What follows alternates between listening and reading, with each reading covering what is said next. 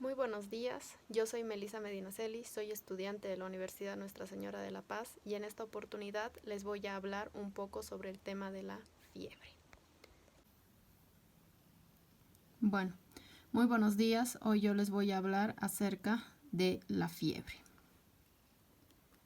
La definición. Según la International Union of Physiological Sciences Commission for Thermal Physiology, que en español significa la Comisión de la Unión Internacional de Ciencias Fisiológicas para la Fisiología Térmica, nos dice que la fiebre es un estado de temperatura central elevada que suele ser, aunque no necesariamente, parte de la respuesta defensiva de los organismos multicelulares.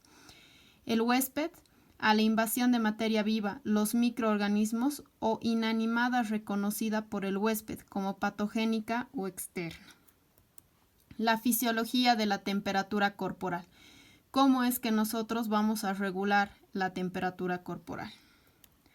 Terminología frecuente. Es muy escuchado ya el término hipertermia, el término me ha dado un golpe de calor. ¿Pero a qué se refieren estos términos? La hipertermia es la situación cuando la temperatura central es mayor que el intervalo inicial, es decir, el aumento del calor es mayor que la pérdida de calor, ¿ya? El golpe de calor es que el golpe de calor y otras formas de aumento pasivo de calor, por ejemplo, exposición ambiental, se caracteriza por la elevación mantenida de la temperatura central, carente de una fluctuación diurna. No necesita un tratamiento pirético, pues el paciente, tras alejarse del ambiente al cual se ha expuesto, va a retomar su temperatura corporal. ¿Cómo regulamos la temperatura? Tenemos la producción de calor y la pérdida de calor. La producción de calor es uno de los productos más importantes para el metabolismo, denominado tasa metabólica del organismo. Las más importantes van a ser la tasa metabólica corporal de todas las células corporales, la tasa extra del metabolismo generada por la actividad muscular, es decir, la actividad física, metabolismo añadido por la tiroxina, una hormona tiroidea, metabolismo extra ocasionado por el efecto de la adrenalina y noradrenalina, dos hormonas de escape producidas por las glándulas suprarrenales situadas en los riñones, el metabolismo adicional del metabolismo de las células y el metabolismo adicionado necesario para la digestión, absorción y almacenamiento de alimentos. La pérdida de calor.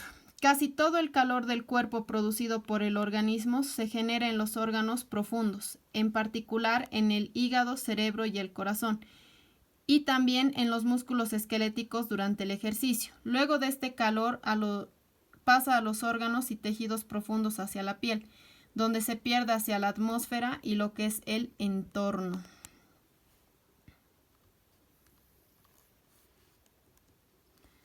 El centro regulador de nuestra temperatura, el hipotálamo. Aumenta la temperatura interna y de la sangre, ¿ya? Entonces, cuando hay aumento de calor, el hipotálamo detecta el incremento de esta temperatura. Y para eso, el hipotálamo tiene métodos para perder calor y otros métodos para ganar calor.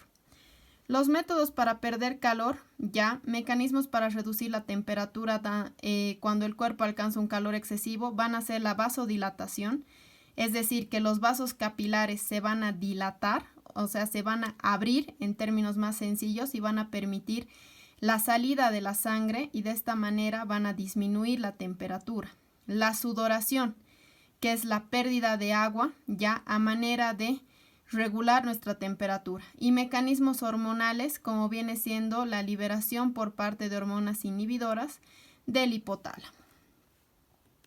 Mecanismos para aumentar la temperatura cuando el cuerpo se enfría demasiado: la vasoconstricción, la piloerección y los mecanismos hormonales igual dadas por hormonas liberadas del sistema nervioso central. El control conductual de la temperatura corporal. Aparte de los mecanismos subconscientes que nosotros hemos revisado hace rato, mecanismos para perder y mecanismos para ganar calor, el organismo dispone de otro mecanismo termorregulador que es el control conductual de la temperatura corporal. ¿Ya? Esto quiere decir frío-calor. Esto quiere decir que cuando el ser humano se encuentra en una habitación fría, para regular su temperatura va a ir a una habitación caliente. Y lo mismo pasa cuando pasa a la inversa. Cuando está en una habitación caliente, inmediatamente el ser humano va a ir a una habitación fría. Es el método más aceptado por varios fisiólogos hasta ahora para el control de la temperatura corporal. Aclarando el concepto de temperatura corporal.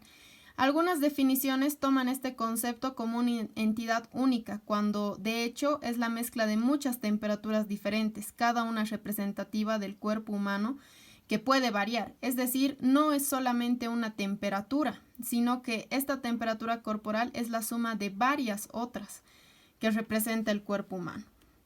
La temperatura central normal. No existe una sola temperatura central que pueda considerarse normal, porque las mediciones efectuadas en muchas personas sanas revelan un intervalo normal de temperaturas bucales de 36 grados centígrados hasta más de 37.5 grados. En el ejercicio aumenta, ya en exceso puede llegar hasta 38.3 a 40 grados centígrados y en la exposición a mucho frío por debajo de 35.5 grados centígrados. El intervalo estimado de la temperatura central en personas normales. Este gráfico es muy interesante porque nos va a mostrar cómo va a variar la temperatura cuando nosotros la tomamos en cavidad oral y cuando nosotros la tomamos en cavidad rectal. Vemos la variación de algunos grados centígrados en cuanto a esta gráfica. Ya vemos los mismos parámetros tomados que es en el ejercicio intenso, la emoción o ejercicio moderado, muchos niños activos, intervalo habitual de la normalidad y las primeras horas de la mañana en climas fríos. Entonces, varía mucho donde tomemos la temperatura, ¿no? Pero varía solamente con unos cuantos grados centígrados en cuanto a temperatura oral como temperatura rectal. ¿Cuál es la fisiopatología de la fiebre?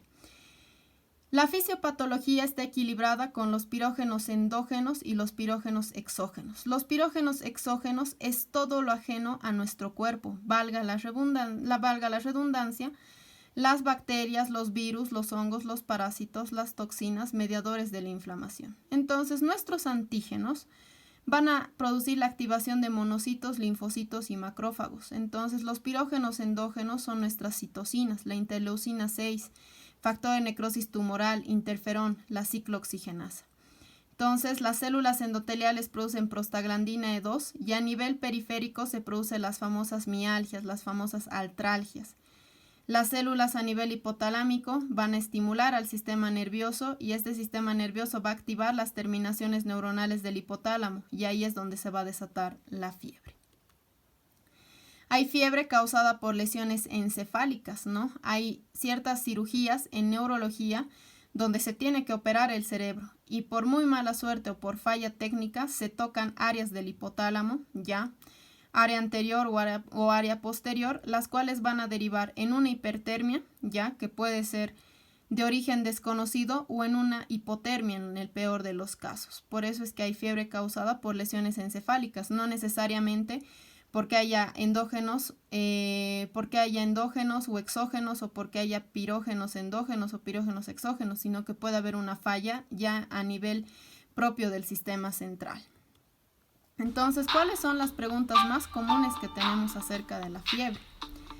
¿Qué causa la fiebre? ¿Ya? No debemos olvidar que la fiebre es un mecanismo de defensa del organismo, es decir, existiría aumento de la temperatura cuando algo ajeno o extraño ingresa a nuestro organismo, vale decir bacterias, parásitos, virus, algunos medicamentos como el alfa-metildopa, la atropina, ya que suben la temperatura y hacen que el paciente abandone el tratamiento, vacunas.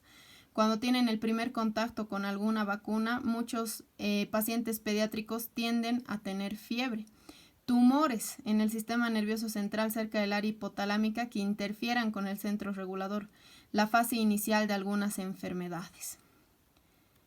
¿Cuál es el mejor sitio para tomar la temperatura? La respuesta es que el mejor sitio, aunque ustedes no lo crean, es la aurícula derecha, puesto que representa el nexo en el que se junta la sangre venosa procedente de todas las regiones anatómicas. Sin embargo, el lugar es inaccesible, porque para ingresar a aurícula derecha tendríamos que hacer una cirugía a corazón abierto, lo cual no va a ser posible por tan solo el simple hecho de querer tomar la temperatura a nuestro paciente. Entonces, por eso es que Los doctores optamos por tomar la temperatura en cavidad oral o en la zona rectal como aproximaciones a la temperatura interna, o sea, más o menos para aproximarnos.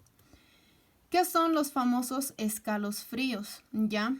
En la consulta nosotros escuchamos muchas veces que el paciente viene con escalofríos.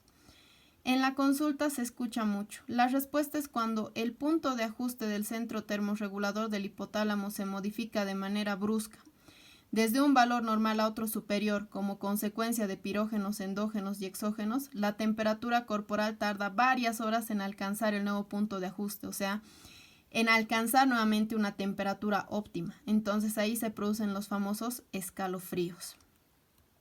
¿Cuál es el concepto de punto de ajuste para el control de la temperatura? Una temperatura central crítica de 37,1 grados van a suceder cambios espectaculares en la velocidad de pérdida y producción de calor.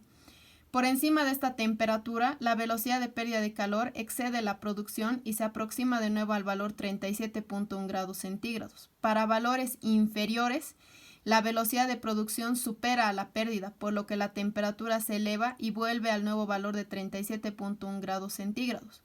Esta temperatura se denomina punto de ajuste del mecanismo termorregulador, ¿ya? Porque se está ajustando la temperatura entre lo que va a ser la ganancia de calor con respecto a lo que es la pérdida de calor. ¿El aumento de la temperatura basal en el ciclo menstrual es considerado como fiebre? La respuesta es no, porque es considerado solo un incremento en la temperatura basal por la liberación de progesterona que hace que se incremente la temperatura basal de 0,2 grados a 1 grado centígrado y nos indica la progesterona que el ciclo menstrual ha empezado. Una vez que el ciclo empiece, la temperatura basal va a volver a sus valores normales. ¿Cuál es el mecanismo de acción de los antipiréticos? Los médicos nosotros recetamos mucho paracetamol y mucha aspirina. El paracetamol y la aspirina y otros AINES inhiben la síntesis mediada por la COX y de tromboxanos y prostaglandinas inflamatorias a partir del ácido araquidónico. O sea, los AINES son inhibidos por agentes antiinflamatorios no esteroideos. Entonces el AINE viene a cortar el ciclo de la oxigenasa, ¿ya? Y entonces al ya no haber producción de prostaglandinas, prácticamente se va a suprimir lo que es la fiebre. Muchas gracias por su atención y no olvides dejar tu like en el video.